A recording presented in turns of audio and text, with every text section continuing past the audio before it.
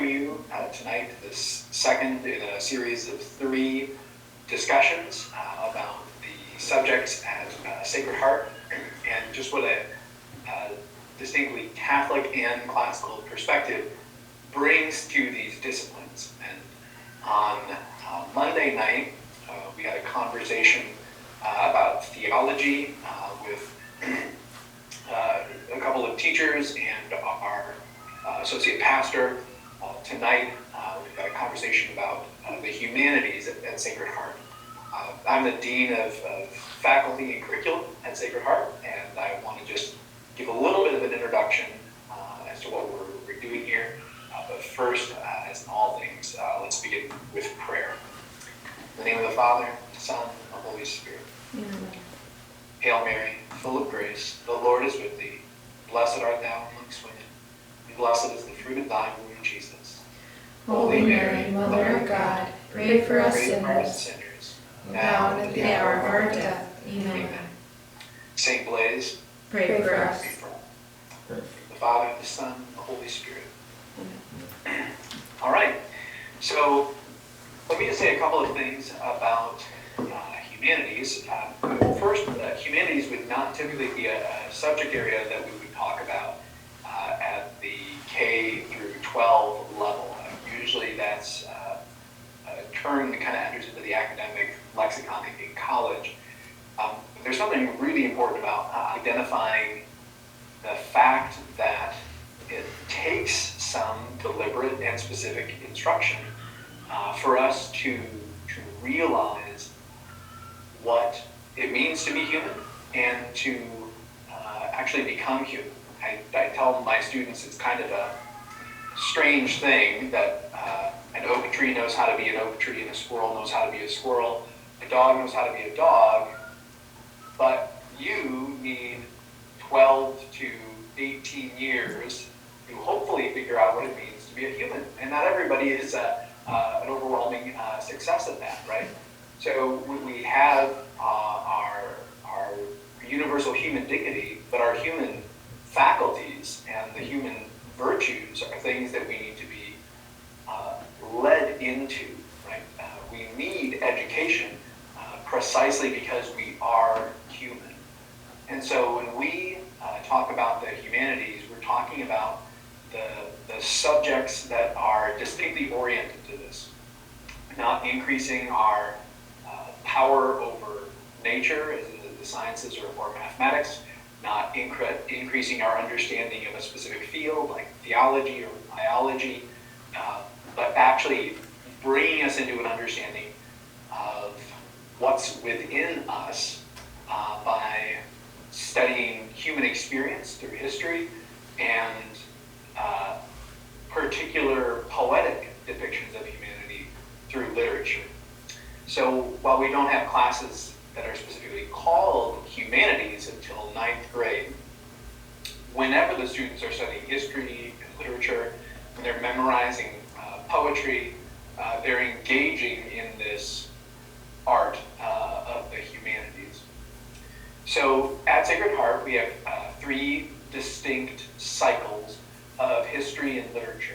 And the 2 of them are closely linked throughout the curriculum until they become actually one subject in 9th grade.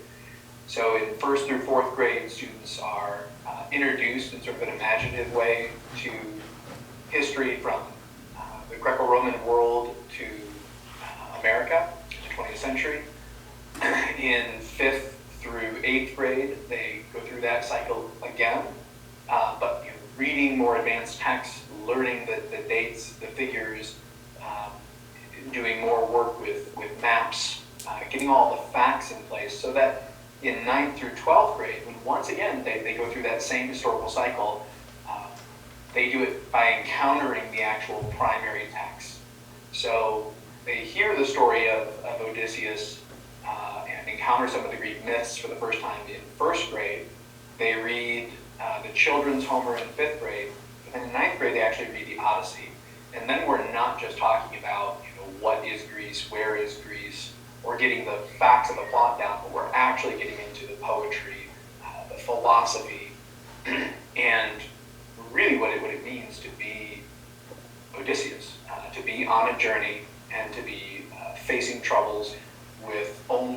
more human faculties to engage with them. So that's kind of the overview of our philosophy of the humanities. Now tonight we've got a panel of 3 teachers.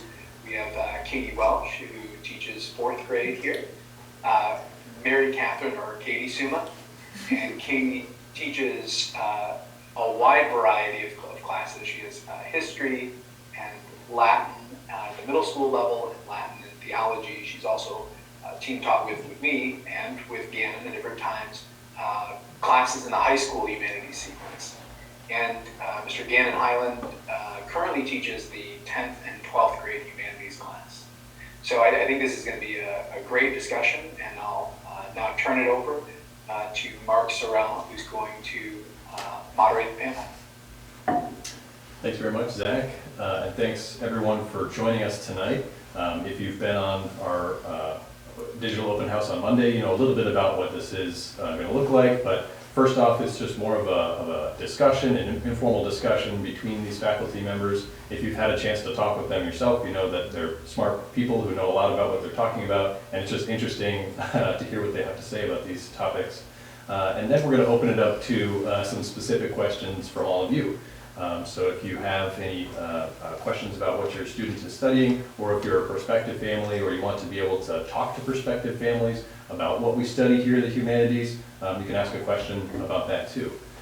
So Zach, I think, already gave us some good introductions with everyone, so maybe we'll just jump into the questions that we have prepared so that we leave enough time for all of you to answer or to ask your own questions.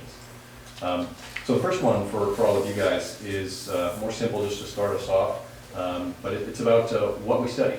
So what do we study in the humanities curriculum at Sacred Heart? Who wants to? Who wants to start? I can go first. Go for it.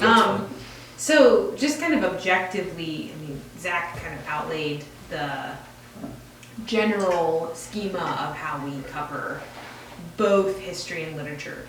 And the fun thing is that, and I teach medieval and ancient history at the middle school level, so it's fun to work with Miss Black, Miss Cecilia Black specifically with that. So even at the middle school level, we try to work together. But kind of in the official humanities curriculum, it goes pretty structured of ancient history in their first 9th grade year, being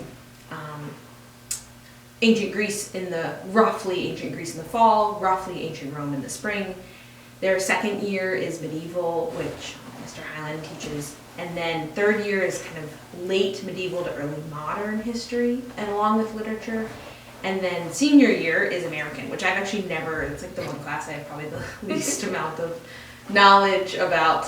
But that's kind of the general schema. The idea is that the focus is in Western history, beginning in Greece, and the origin of kind of some of the first, at least civilized cities in the West, and how the Greek philosophy and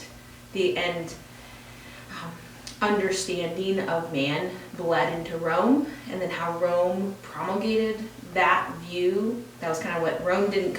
One of my favorite quotes is from a French philosopher, Remy Brague, who he says, he's still alive, and he's like, well, Rome didn't come up with a lot of their own things, but what they do is they promulgate like the best of Greece. And then how that bled into the church and into the Middle Ages, and then kind of how it affects us as moderns, both in Europe and then America. So it's kind of a general overview of what we do. Yeah. It's a pretty good overview. Thanks. So I teach grammar school, so I'm a little lower in my vocabulary level, and Just as important. what I teach, how I teach the humanities. I teach 4th grade, and at the lower school level, it's a very fun approach to history. Like, we're learning about history in terms of characters in history. Like today, we just got done reading about St. Louis XIV, the Sun King, and his palace in Versailles, and the Hall of Mirrors, and the children just are like baffled at his life, and then we illustrate pictures to go along with what we're reading, or we might recreate a scene, or we might act out what's happening. So we're learning the same. In fourth grade, we're learning a certain time in history, but at each level in the grammar school, the approach is, this is fun, these are characters to know, they are really interesting, and so it's this gentle introduction to the history of humanity. And then again, it's repeated in middle school, still gentle, but more appropriate at their level. And then in high school, they're ready to delve into it. It's not such a scary topic to breach because they've seen it twice. So, yeah. Great.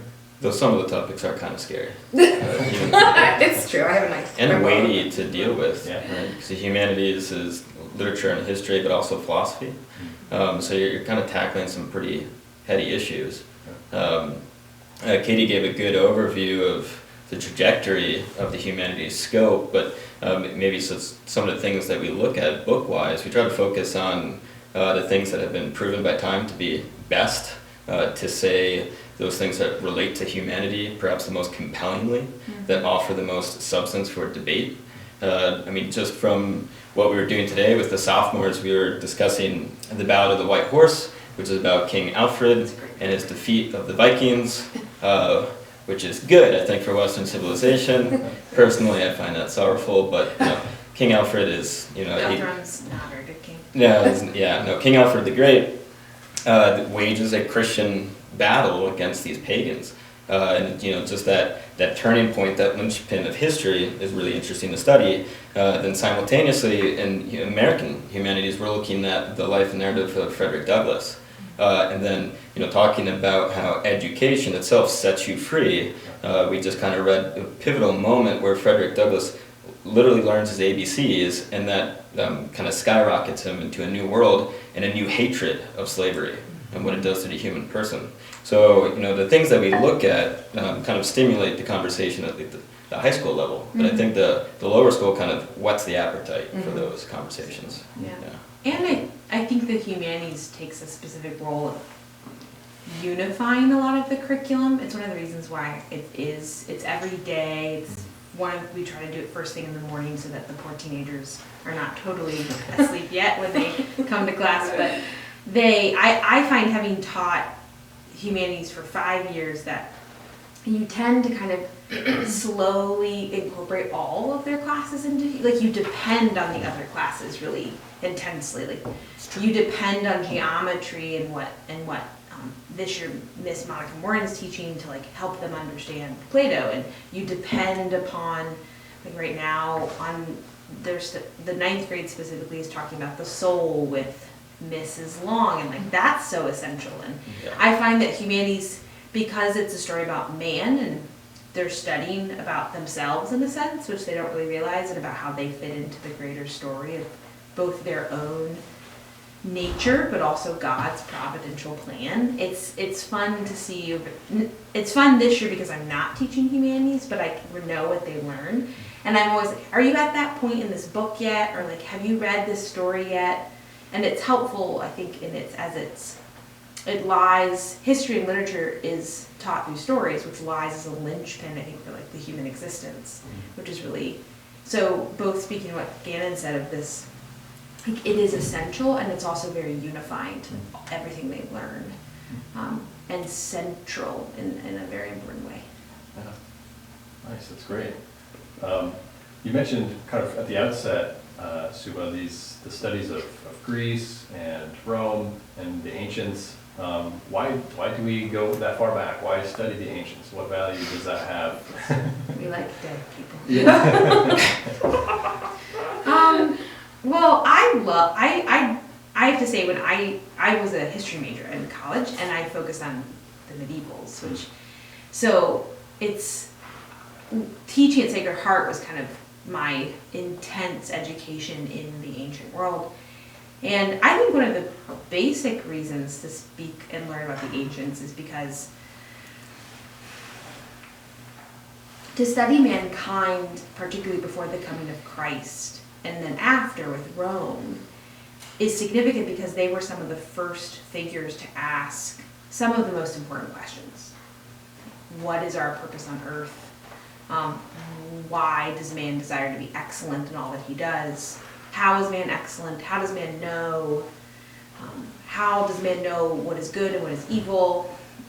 And it presents it in only human terms. Like there's no supernatural grace involved. So it's a very interesting look at man because we get to see man without Christ, which reveals all of the ways in which Christ seeks to transform that nature and like lift it up, I think. So I think studying human nature almost without that, like knowing it comes before the time of Christendom is significant because they asked some of the most important questions and form a lot of the figures that we study today. Yeah. Paul was an ancient figure, and he was a member of Greek and Palestinian culture. And so to understand Paul, you have to understand Israel, and to understand Paul, you have to understand Greece. So practically, I think, to understand our Christian faith, like you have to know both Jerusalem, but also Athens and Rome eventually. And so it fits in really practically with Catholicism and our faith, but I think it also fits in with just our understanding of like what is human nature. Yeah. I have nothing to add. Yeah. Sorry.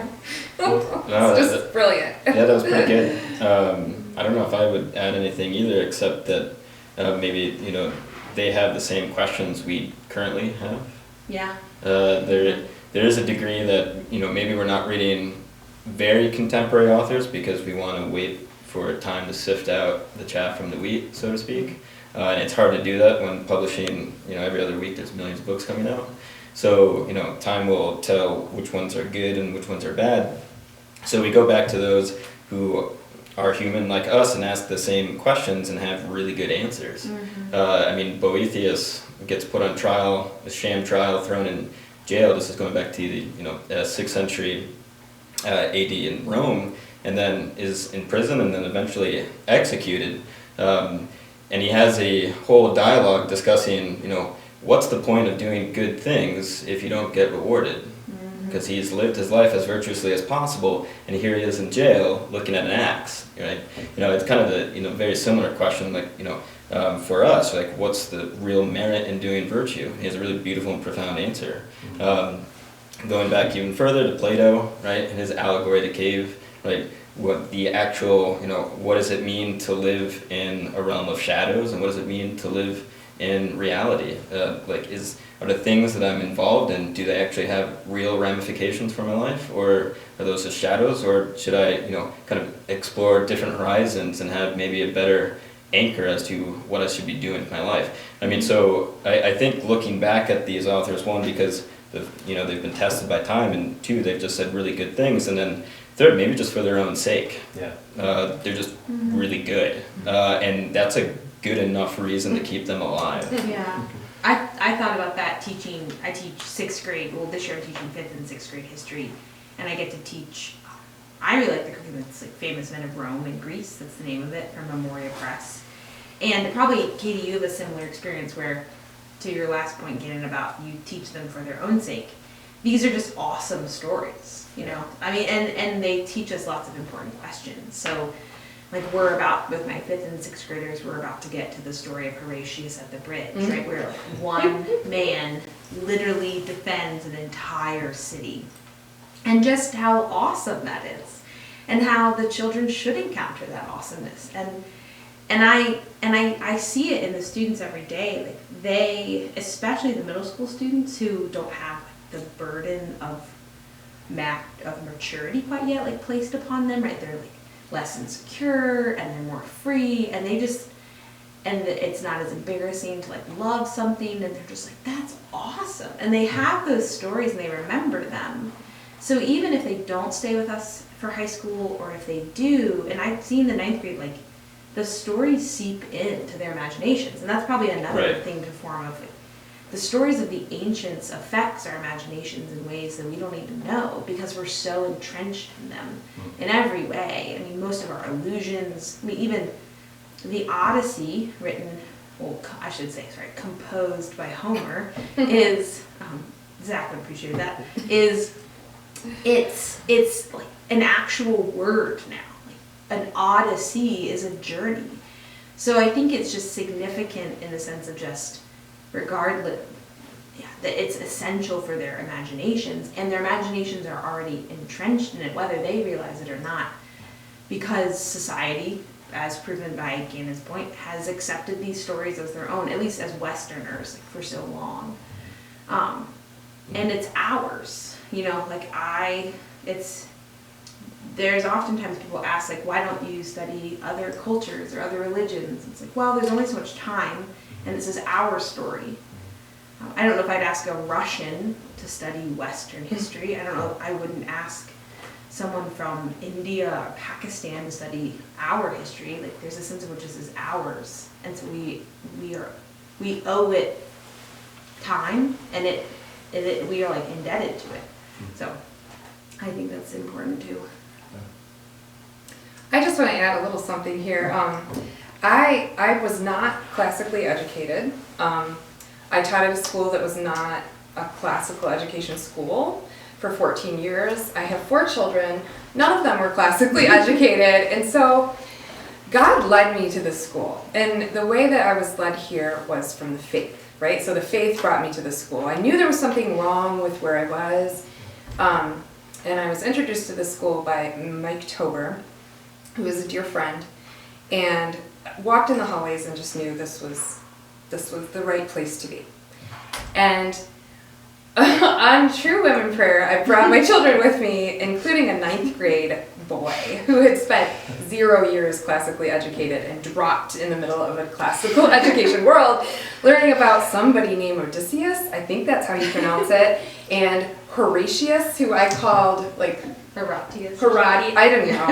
And it was like really scary. I mean, it was very overwhelming to me. And even listening to Gannon and Katie now, I'm like, wow, I am really surrounded by brilliant people. But the truth is, I have learned more as a human, being in this culture, surrounded by these colleagues, with this information, with these kind of books, teaching grammar school.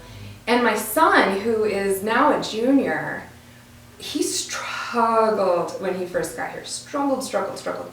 And now he's not like the top student in the class, but he loves this. Like, he feels like I'm really learning how to learn here. Like, I'm learning how to learn so that when I go to college, which was never anything he really thought he could do. And now he's like, I could go to any college because I can read all of these books. Like he's reading Paradise Lost, and it's very difficult for him. He has to read all the Cliff Notes, then he has to read a summary, then he has to read the chapter, then he has to go back and read the Cliff Notes. It's hard work for him, but he does the hard work, and he becomes a better man at the end. So when you are a parent and you have a bunch of 5th grade girls in the back of your car, and they're just, for fun, reciting Horatius at the Bridge. Like, for fun. I have kids in the back of my car reciting Horatius at the Bridge. They're not singing little pop songs on the radio, they're reciting Horatius at the Bridge. And loving it. And then they're going back and like, what's your favorite recitation from 2nd grade? Oh, the one like halfway up by A.A. Mills. Or Milne.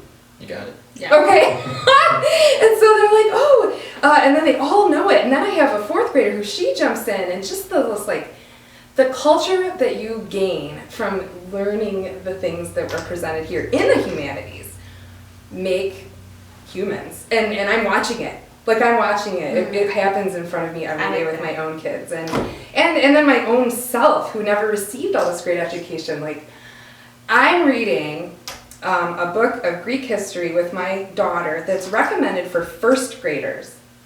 But it's not 1st grade, and I'm gonna butcher this name, Zach. I hope you'll help me, but it's Ingrid and somebody Delora?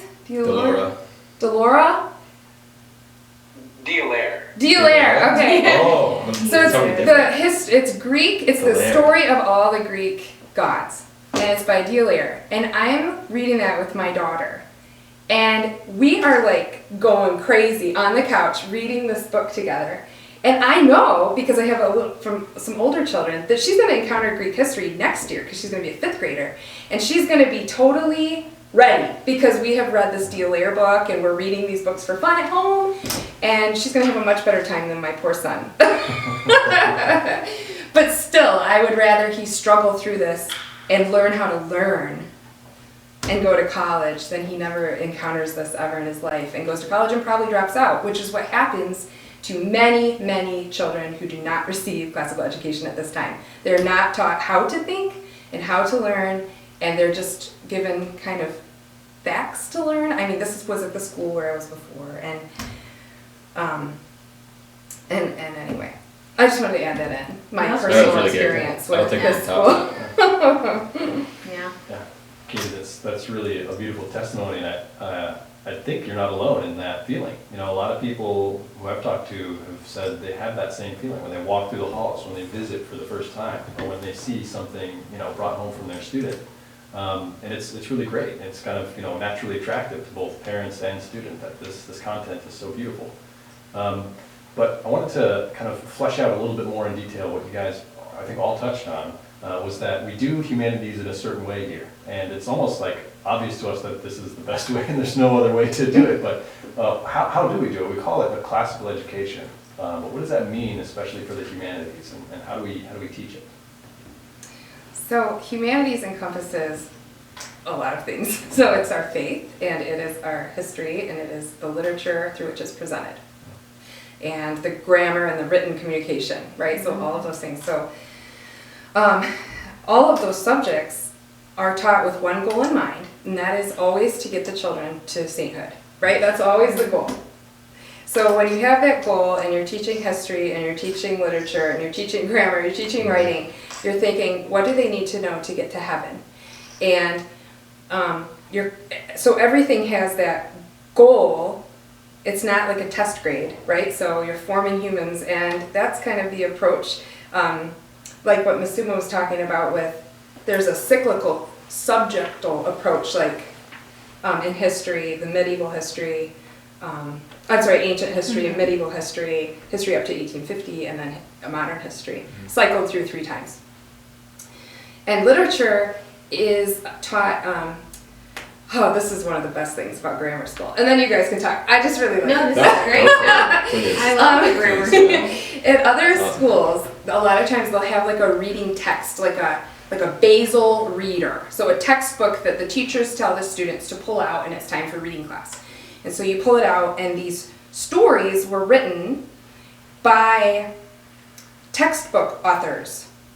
So they're written at the child's level, okay? So you're like looking at stories that have really no depth, really no beauty, but the children can read the words and answer some comprehension questions about the story. But is that really teaching children reading? None of the children I knew loved the Basel textbook at the schools where we taught. At this school, we teach using great literature. So we read in 4th grade, for instance, The Door in the Wall. The Door in the Wall. It is a very cool story. The vocabulary is very difficult. The children love it because it's a very good story. And we attack the vocabulary and we learn what could this mean? Like what do we think this word means, and how can we figure it out? A lot of it has Latin roots. Since they take Latin, they're like, liberate, oh, free, like that's to free someone, and they know it from Latin, right? So that's incorporated into our literature, like just Latin helps us know the language that we speak today, right? Mm-hmm. So the books that we're reading also tie into the history that we're learning, and the literature is fantastic. So it's like this all-encompassing at the grammar school level of, first we want to get you to heaven. Second, we want to do it by inspiring you and teaching you our history with great literature and the stories of the history of the past in the grammar school. There's a difference in like view of the human person. Mm-hmm. I mean, Kitty is right, absolutely here. We're striving to make saints. St. Henry Cardinal Newman, when he talks about the university, he says classical education makes a gentleman, doesn't necessarily make a Christian.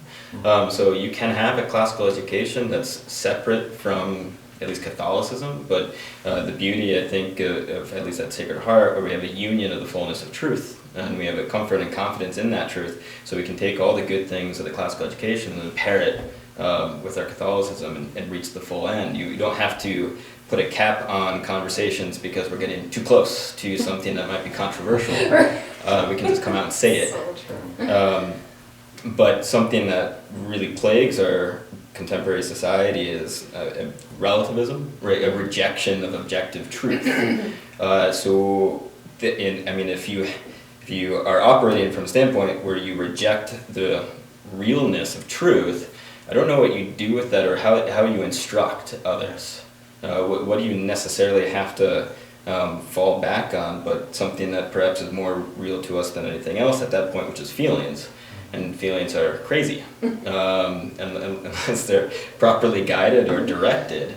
So I think from a classical standpoint, we can talk about Socratic dialogue and having a conversation and leading students to, consider through question and question, consider truths. But I think we have to start from the first point of saying that there is truth, and then everything kind of flows from that, and then bring in the incarnation, and we have the fullness of truth. So any of our conversations, which at the high school level are predominantly conversational, where we read a hard text and, we're digesting the plot and we're looking at some of the technical aspects of literature or story, or maybe the technical aspects of history, but then we have the questions, right? But we have to have that first premise that truth is discernible, knowable, and that the human person is meant to know truth. And so that needs to be at the forefront of your educational outlook. And if you don't have that, I think, I don't know, a lot of what you do is just kind of futile for the most part.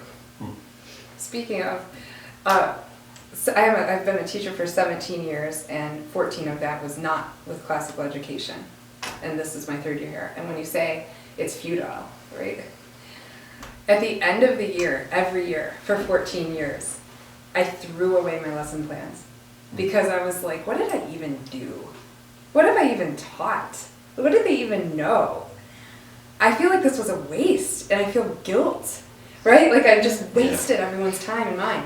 And then when I came here, it's not like I changed. It's still me, right? But it's a different level of learning that I'm sharing with these children, and it's worth something. And I love it, and I think it's important, and I think everyone thinks it's important. And then when the children have it, I think this is great, and I actually reuse things. Like I was like, this is great. I'm going to use it again next year. And that was such a lovely feeling. And so I like to tweak things. Of course, as a teacher, you always are tweaking and trying to improve, but like I don't have to throw everything away anymore. Like it's always good. Like it's never going to not be good. And with the educational world, where it's just like every day there's a new thing, there's a new test, there's a new computer program, there's a new, and it's like, and this is just proven to be wonderful, and it's very comforting as a teacher. Like I can use this material forever and just tweak my own teaching and how I share it with the kids because it's good. The material is good. Hi, Katie. I'm just digesting all that. No, I think just to add to both of what you say, like we're kind of answering the question of like how does Sacred Heart, or like why do we teach our humanities classically? Because even our program itself is kind of unique in classical schools. I have a lot of friends who teach at classical schools, and it's been interesting to see how Sacred Heart differs from them. And I think a lot of it has to do with the faith specifically. And I was teaching my theology students. We were just talking about. We were reading Genesis, and it's taking a long time to get through Genesis, like chapter 1, but that's okay. But we're talking about the two powers, like we're body, right? Man is body and soul, and our soul actually has two powers, or like two things it can do. It has the intellect, which helps it to know, right? How do you know like everything around you is real, or like how do you know this table is brown or hard or wood, and like how do I know like that people are in front of me, and how do I see things? But then the second part, which I think is more important, that I know that I can work on as a teacher, is the second part is to love. That's the will. That's the second power of the soul. Like, and you need both that make you human. Like to know a thing and to love a thing. And teaching high schoolers, they don't always love the content you make them learn, which is fine. And I told that to my students the other day. I was like, look, you don't need to love this. Like, it was Latin. I was like, I love it. And like, you don't need to love it, but I do. But I do think that C.S. Lewis wrote this book called The Abolition of Man, about education. And I read that in college in my philosophy of education class. And he talks about, like, particularly, like, at the end of the first chapter, he says, like, we've created this education system in which men can know anything. They can know anything they want, and they have power over what they know. But they don't have a heart. Like, they're men without chess, is the phrase he uses. They have no emotional formation, no formations of what they should love. And so they're led astray by, like, drunk on the power of their intellect. And I think that we teach humanities classically in the sense of, I'm just as excited. Like, obviously I want my students to work hard, and like everything Katie echoed a few moments ago about how the difficult work has demanded a lot of Spencer, her son, and how Spencer, I've taught him many times, has risen to that challenge. I was just complimenting him today about that, his struggle and his success. But I'm like more affected when I was talking to a senior last weekend, and we were talking about her favorite books from the Humanities program, and she's like, I love, like, my 5 favorite books were like A Tale of Two Cities by Charles Dickens, which they read their junior year, and to study the French Revolution. And one of them was The Consolation of Philosophy by Boethius. And it was like, and she... Yeah, what did you say? It's all in Boethius. Yeah, it's all, we joked with her dad hadn't read it, and he was like, I need to read Boethius. And she's like, it's all there, Dad. Everything is in Boethius. And Mr. Hyland kind of reiterated the story of Boethius earlier, right? A man who gave everything to God and was imprisoned at the end of his life. And I just thought it was beautiful. Like, and I thought about that today, too. Like, I was at Mass, I was struck. This is something that the Holy Spirit I noticed. And I've been in youth ministry my whole life, so I've worked with teenagers a lot. And I do fully believe that the curriculum is essential to the formation of their intellect and their will, right? It's essential to the formation of what they know and what they love. And as Katie said, at the end of the day, we desire that they love God and like put him above all things. And that manifests itself in the formation of themselves as a human, but also in their formation of their love of God. And like, I looked at the seniors today, and I think about this a lot with all of our students, especially the high schoolers, but the seniors today at Structure, they were particularly praying very intensely, all of them. And they're 6, 17, 18 years old. And they clearly understood what they were doing. And like, that is like alone worth teaching everything. Like, if my student struggles with Latin, but like loves adoration and knows that their struggle in Latin is, in a sense, helping make them a better person, which in a sense will help them love God more, it's like, which it does. Like, that essentially is why I know I do what I do, like why I teach specifically here. And I think that that's another element. Like, we not only teach it classically, in the sense that we pick the best that has been provided by history, but we also teach it in all of the depths of its like Catholicity. Because if the Catholic Church has all that is true, then everything we're doing is just kind of like icing to the church, the truth of the church, which is really the most important thing. And ultimately, why do we have the church? We have the church because we want Christ. So if you are a current parent, talk to your children about what they're up to. We're sharing all that we can via pictures on Facebook, but there's a lot happening. They're having a lot of fun. I'd also like to say, if you're listening to this and you know somebody who really should hear more about this message, please do share Sacred Heart with others. In particular, we recently put together some video material that's kind of an introduction to Sacred Heart in general, and then our high school program in particular. So the URL where you can see the whole video is shgr.org/strive. form on there where they can get in contact with us to ask any questions they have. Really we depend on you for that word of mouth advertising on what we do. Once the right family is connected with us and these conversations start beginning and they have the opportunity to look around the school, it becomes clear right away that the Sacred Heart is a good fit for them. But to get them in the door, to start those conversations, we really need your help and support. So please do share that. So let's close in prayer. And in particular, I'd like to ask you to pray for a board member at Sacred Heart who had a fall tonight and is actually going into surgery right now with at least a broken femur. So please pray for a board member at Sacred Heart. Let's pray together. In the name of the Father, the Son, and the Holy Spirit. Our Father, who art in heaven, Hallowed be thy name. Thy kingdom come, thy will be done, on earth as it is in heaven. Give us this day our daily bread, and forgive us our trespasses, as we forgive those who trespass against us. And lead us not into temptation, but deliver us from evil. Saint Joseph, Pray for pray us. for us. In the name of the Father, the Son, and the Holy Spirit. Amen. Thank you all.